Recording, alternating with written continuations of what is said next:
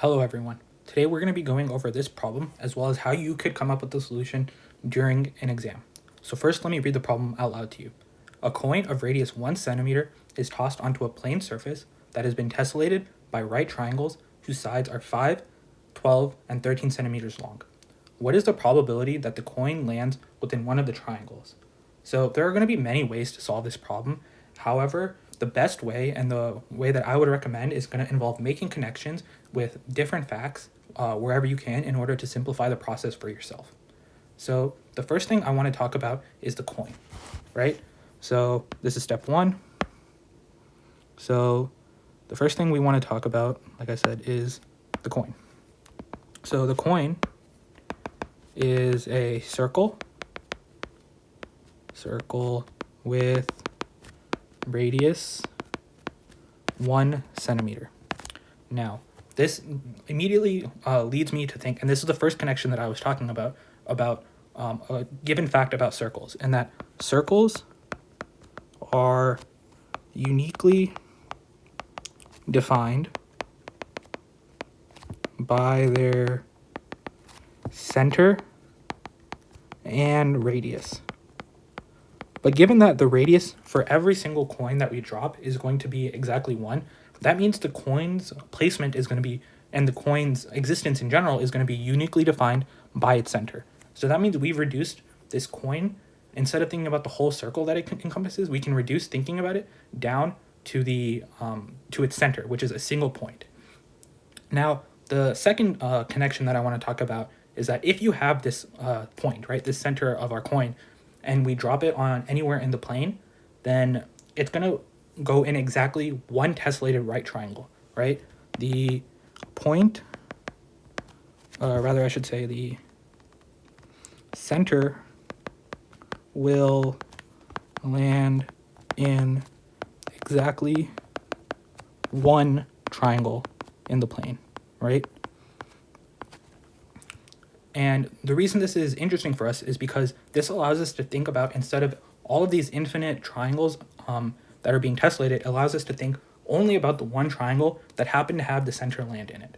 And I think for most listeners, this first step might be incredibly obvious, right? However, it's important to be able to specifically point to which connections and which facts we're using in order to make this process more repeatable, so that when we get into harder problems, we're able to specifically identify what it is about the problem that's important, right? So yeah, with that being said, I will call this step 1, and let's move on to what I will call step 2. So step 2 will involve, of course, drawing a diagram, right? So the first thing is to draw the triangle that had the center in it, right?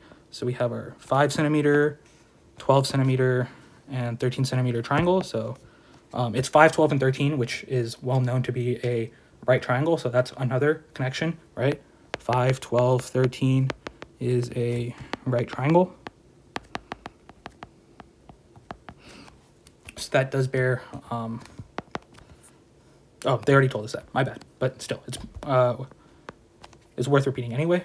So now I want to think about, okay, now this center of the coin has landed in the triangle, right?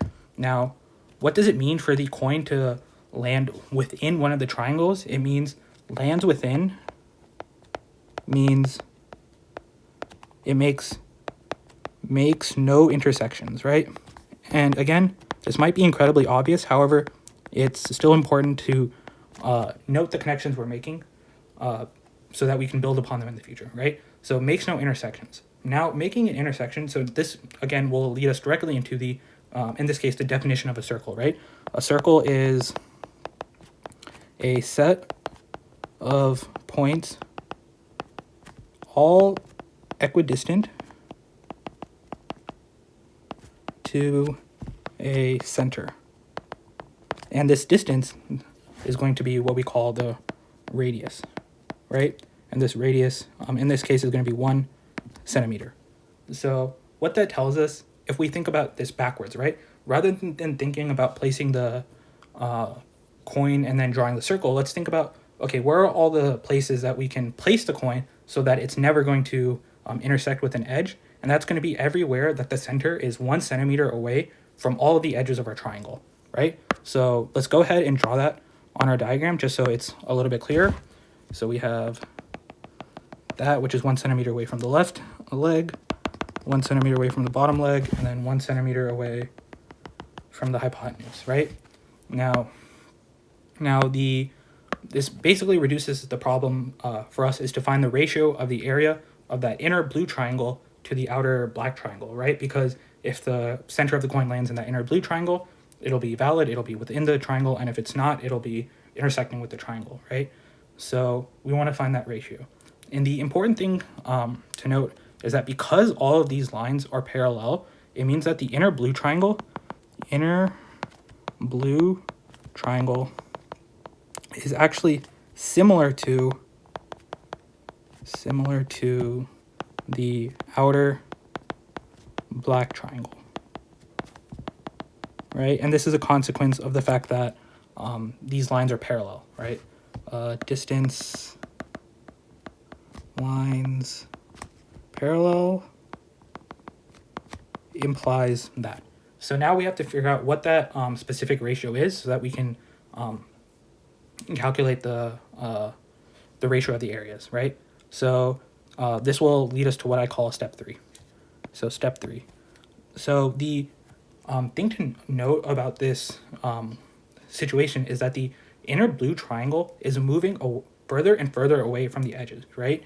So, and they have to be coalescing on a given point, and that point is going to be the incenter of the outer black triangle. So the inner blue triangle is shrinking towards the incenter, right? And what's the justification for this? Of course, that's the definition of the incenter, right? Like one of its definitions is that the incenter is the point furthest away from all 3 sides. So now, if we know that it's shrinking towards the incenter, now we just have to find what that ratio of the incenter is, or sorry, the in radius is, and that'll give us the ratio of the areas, right? And specifically, let's go ahead and find the in radius of the outer triangle. So the in radius of the outer triangle is going to be equal to, and this comes from the known formula. Here, let me write that formula down first, actually. So that comes from area equals the in radius times the semi-perimeter. So in this case, the area, because it's a right triangle, is going to be 1/2 times 5 times 12 is going to be that in radius of the outer triangle times the semi-perimeter, which is going to be 5 plus 12 plus 13 over 2. So this is going to be 30 equals IO times 15.